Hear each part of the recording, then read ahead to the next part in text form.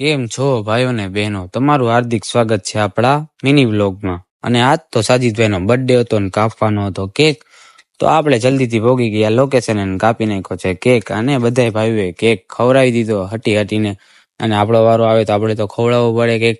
અને મેં કેક ખવડાવી દીધો અને સાજીદભાઈ આવી ગયા મોજમાં। વાતમાં કાંઈક એવું હતું કે આપણે જવાના હતા ખાવા ગોલા, તો બધાય ભાઈઓએ ગાડી કાઢીને નીકળી ગયા ગોલા ખાવા। अभी मजा आएगा ना भिड़ो।